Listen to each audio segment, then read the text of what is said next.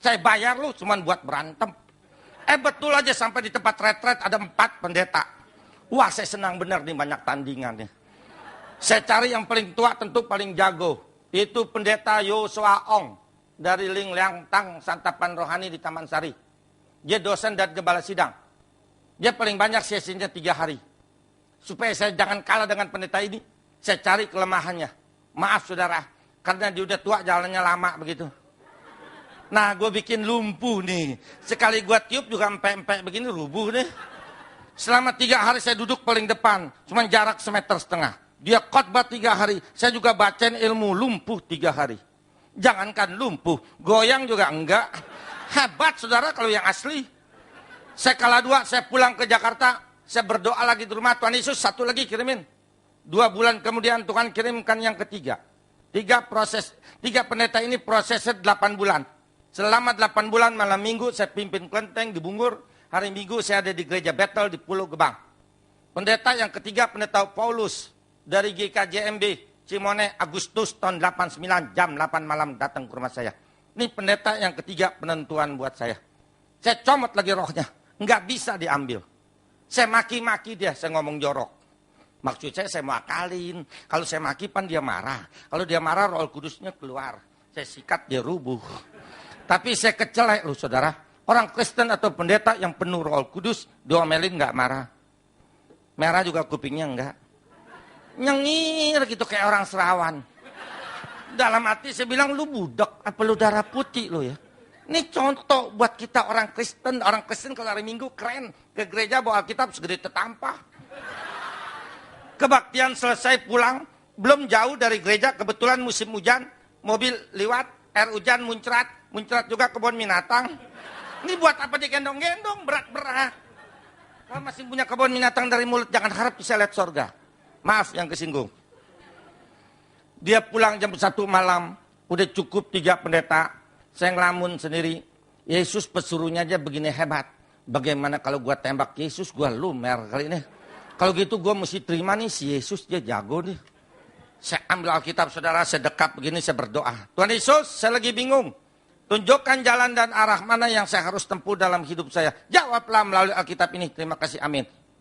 Pas amin, saya taruh di meja. Saya nengok ke sana. Bukanya begitu terus sekali aja. Dalam hati saya bilang, kalau lu gak ada jawabannya seumur hidup, gue gak mau terima lu. Setelah saya buka, saya mau tahu Yesus jago gak nih? Saya lihat. Pandangan pertama di situ jawabannya. Matius 6 ayat 24. Tidak seorang pun bisa berbakti kepada 2 Tuhan. Engkau percaya kepada Allah, engkau juga percaya kepada Mamon, itu kepada setan. Saya masuk ke dalam kamar, malam itu saya mau terima Yesus. Saya tekuk lutut di ranjang, saya nangis sepuas-puasnya. Setelah saya puas menangis, saya usir guru saya si Mbah. Saya punya 17 Mbah. Saya usir Mbah, semua 17-17-nya keluar dari hati, pikiran, dan kehidupan cucu. Sebab mulai malam ini cucu nggak mau jadi murid Mbah lagi. Cucu mau terima Yesus sebagai Tuhan dan Juru Selamat cucu sampai selamanya. Sampai sekarang ini 13 tahun, 2 bulan. Si Mbah nggak pernah ngomong di sini. Nggak tahu dia kemana. Tapi maaf saudara, malam itu saya masih gila. Sekarang Yesus saya tes. Biangnya nih sekarang saya tes. Saya berdoa. Tuhan Yesus, saya baca engkau dalam Alkitab hidup, penuh kasih, penuh kuasa, selalu menolong. Buktikan dulu baru saya percaya. Tuhan benar-benar sabar loh. Dia turutin terus kemauan gila saya ini. Dia jawab hari ke-8. Waktu itu saya mau makan siang di rumah 1:30. Sebelum makan saya berdoa. Selesai berdoa mau minum sebelum makan. Baru saya pegang itu gelas. Jantung saya copot di dalam. Kenapa saya bilang copot? Dia turun ke bawah begitu. Tek. Duailah sakitnya saudara. Mungkin orang ditancap pisau begitu kali. Mungkin. Karena terlalu sakit tanpa sadar saya pegang. Saya menjerit. Aduh.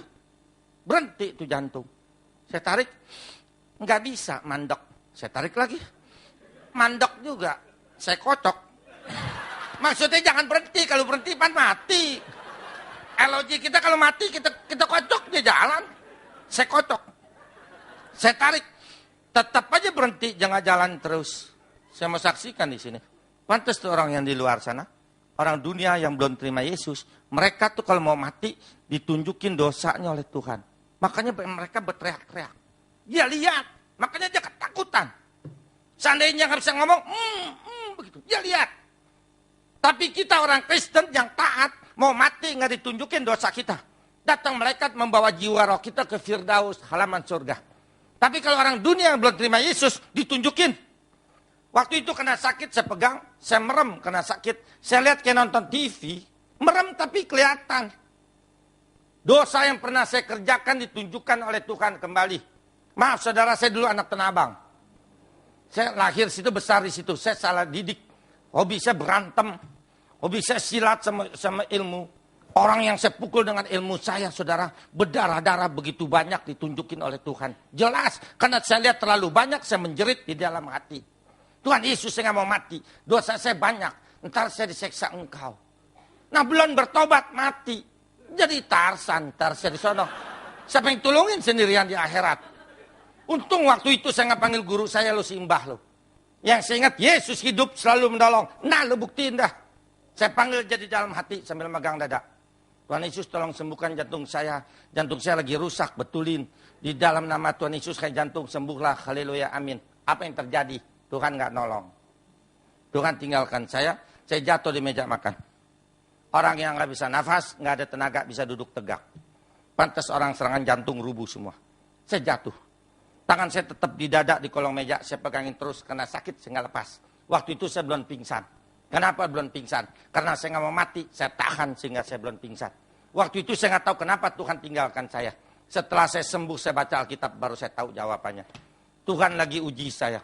Tuhan bilang doa yang kedua, lu panggil nggak guru, lu simbah. Untung doa yang kedua, waktu itu saya nggak panggil simbah loh. Kalau saya panggil simbah, hari ini saya nggak ada di hadapan saudara. Karena saya masih menjadi anak setan. Yang saya ingat sambil tengkurap, Yesus yang kedua kali pasti menolong. Itu iman. Saya panggil sama seperti tadi di dalam hati. Tuhan Yesus tolong sembuhkan jantung saya. Jantung saya lagi rusak, betulin. Di dalam nama Tuhan Yesus yang kedua kali lain. Waktu saya sebut di dalam nama Tuhan Yesus, tangan saya bergetar di kolong meja. Saya nggak tahu siapa yang getarin. Yang lebih aneh, ada tangan memegang tangan saya di kolong meja. Saya berasa belum pingsan, mau ngelongok begitu. Tapi nggak kuat angkat kepala dari meja. Karena belum napas, nggak ada tenaga. Tangan itu empuk sekali ke spon. Saya sering jabatan tangan sama orang ribuan. Memang benar, tangan orang kaya empuk, benar. Benar, saya salaman sama orang, saya tahu kaya miskin. Tapi nggak ada yang lebih empuk dari tangan di kolong meja. Karena saya nggak kuat, angkat kepala, saya biarkan tangan itu mengangkat tangan saya kira-kira segini nih di kolong meja. Dia pukul, hai jantung, sembuhlah, haleluya, amin. Pas amin, pas tangan itu terlepas. Pas amin, saya bisa nafas lagi.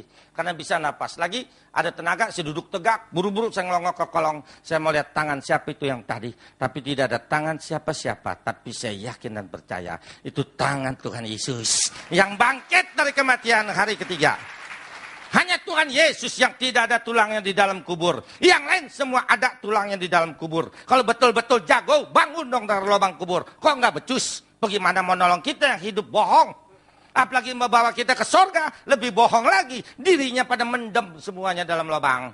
Sebab apa mereka semua pada mendem? Karena mereka manusia kalah dengan maut. Sebab apa Yesus bangkit? Karena Yesus Tien, Yesus Allah menang dari maut.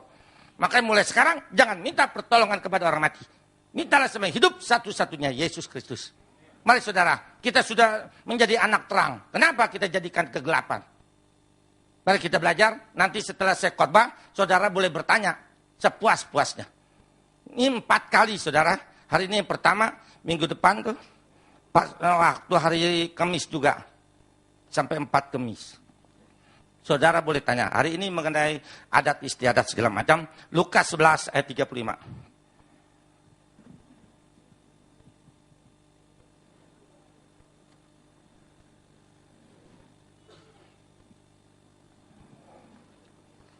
Sayang sekali, Tuhan udah mau datang, orang Kristen masih setengah-setengah. Sayang sekali. Lukas 11 ayat 35. Lukas 11 ayat 35, demikian firman Tuhan. Lukas 11 ayat 35. Karena itu perhatikanlah supaya terang yang ada padamu jangan menjadi kegelapan. Amin. Hanya kita orang Kristen anak terang. Karena apa? Karena Yesus adalah terang dunia. Hanya Yesus yang mempunyai predikat terang dunia. Di luar Tuhan Yesus tidak ada terang dunia. Enggak ada yang lain. Mari kita lihat, kita buktikan pakai ayat. Yohanes 8 ayat 12. Tolong saudara catat ayat ini buat kalau orang dunia tanya, Tuhan lo terang dunia. Iya, di mana ayatnya? Unjukin. Jangan tahu apaan, tahu. Yohanes 8 ayat 12. Tolong salah seorang kekasih bacakan kalau bisa pakai mic. 8 ayat 12. Maka Yesus berkata pula kepada orang banyak, katanya, akulah terang dunia. Barang siapa mengikuti aku, ia tidak akan berjalan dalam kegelapan. Amin. Melainkan ia akan mempunyai terang hidup. Amin. Hanya Yesus terang dunia. Semua pemimpin agama tidak mempunyai predikat terang dunia. Karena apa? Karena mereka manusia tidak bisa menerangi dunia. Kenapa Yesus bisa menerangi dunia? Karena dia Allah. Nah kalau kita ini anak terang. Mana buktinya kita anak terang? Yohanes 12 ayat 36. Catat lagi. Mau ngomong apa juga ada ayatnya. Yohanes 12 ayat 36. Yohanes 12 ayat 36, demikian firman Tuhan. Percayalah kepada terang itu selama terang itu ada padamu, supaya kamu menjadi anak-anak terang. Sudah berkata demikian, Yesus pergi bersembunyi dari antara mereka. Amin. Kita anak terang. Kenapa kita sudah diberikan terang oleh Tuhan, kita sengaja bikin gelap? Kenapa kita bikin gelap? Kita masih bersekutu dengan dunia. Kita masih percaya adat istiadat dunia. Sayang sekali. Tuhan datang yang pertama kali buat menyelamatkan kita, memerdekakan kita. Galatia 5 ayat pertama.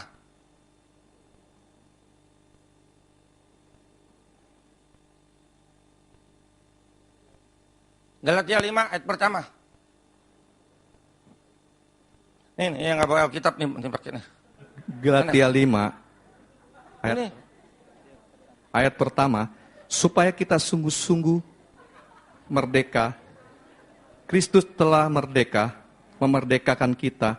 Karena itu, berdirilah teguh dan janganlah mau lagi dikenangkan perhambahan. Amin. Di situ ada perkataan merdeka. Kalau ada perkataan merdeka, kita sebelum merdeka dijajah. Siapa yang dijajah? Kita dari nenek moyang kita dijajah setan, tidak berdaya. Dibohongin setan, tidak berdaya. Karena setan lebih berkuasa dari manusia. Tapi kasih Yesus sungguh besar. Dia datang sendiri dari surga ke dalam dunia. Dengan kuasa dan kasihnya, kita dimerdekakan. Setelah kita dimerdekakan, Tuhan pesan apa? Berdirilah teguh. Artinya kuatkan imanmu. Jangan mau lagi dikenakan kuk perhambaan. Mungkin kuk perhambaan belagang nggak ngerti. Kuk perhambaan tuh Tuhan bilang jangan jadi budak setan lagi. Masa nggak ngerti budak setan? Nah ini kenapa banyak orang Kristen masih jadi budak setan? Masih percaya yang lama. Mari kita lihat masih percaya yang lama. Percuma dong kita dibebaskan oleh Tuhan. Kolose 1 ayat 13-14.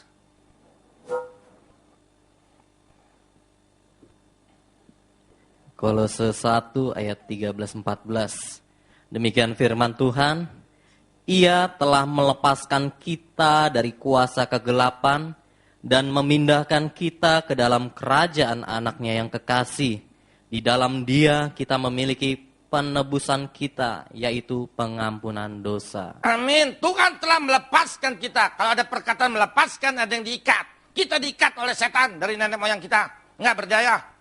Setelah Tuhan melepaskan, kita dipindahkan status kita. Dulu kita anak setan, anak gembel. Sekarang menjadi anak Allah, anak raja. Hanya kita yang diangkat anak. Hanya Kristen yang diangkat anak oleh Allah. Di luar Kristen nggak diangkat anak. Mana boleh tuh yang di luar sana sembayangnya Aba Allah, Aba Allah. Mana boleh orang Tionghoa sembayangnya Papa Tian, Papa Tian. Tian bukan papahnya, tapi kita boleh manggil Bapak karena kita diangkat anak. Hebatnya kasih Yesus. Dan dosa kita ditebus dengan cucuran darahnya. Dosa nggak bisa ditebus dengan cohosim. Dosa nggak bisa ditebus dengan berbuat baik. Dosa nggak bisa ditebus dengan harta dan sebagainya. Dosa hanya bisa ditebus dengan darah Yesus. Kenapa Tuhan begitu baik? Tuhan sudah mati buat kita. Kita masih mengkhianati Dia. Masih percaya adat istiadat kita yang lama. Kolose 2 ayat 20 sampai 23. Kolose 2 ayat 20.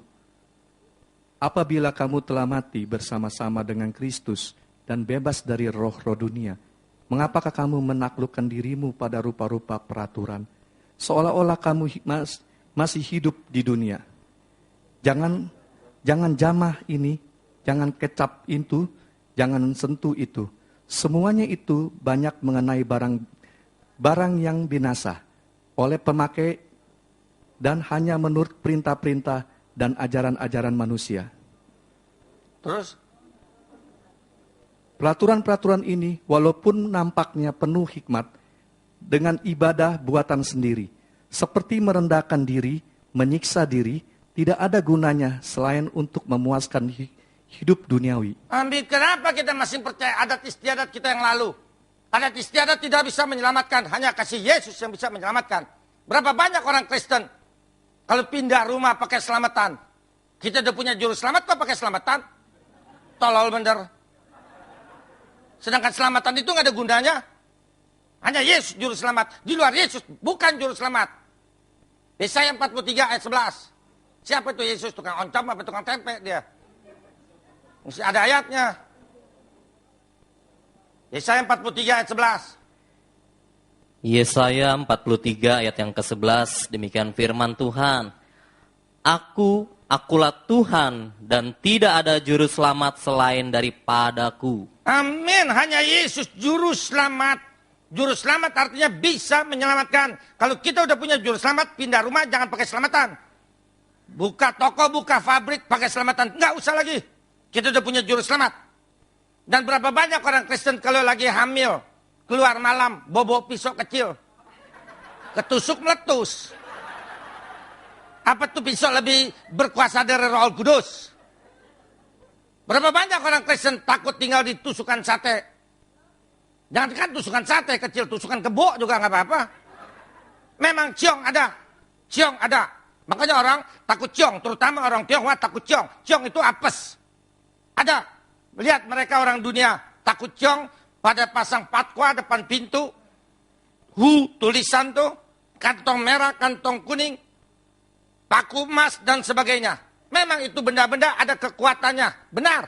Ada kekuatannya, ada kuasanya. Benar. Tetapi terbatas kuasanya. Kenapa terbatas? Karena yang ngasih setan. Setan kuasanya terbatas. Misalnya kekuatan patwa itu 10 kilo. Datang ciong 5 kilo. Datang setan 5 kilo. Datang santet 5 kilo. Enggak mempan. Karena ini 10 kilo. Tapi kalau datang ciong 20 kilo, santet 20 kilo, setan 20 kilo, jebol. Karena yang menyerang lebih besar. Percaya nggak di dalam Alkitab ada ayat anti ciong? Hebat nggak tuh Tuhan? Belum pernah pendeta di atas mimbar ngomong ciong. Karena saya pendeta dari Kelenteng. Mari kita lihat anti ciong ada di Alkitab. Galatia 3 ayat 13-14. Hebat benar Tuhan Yesus.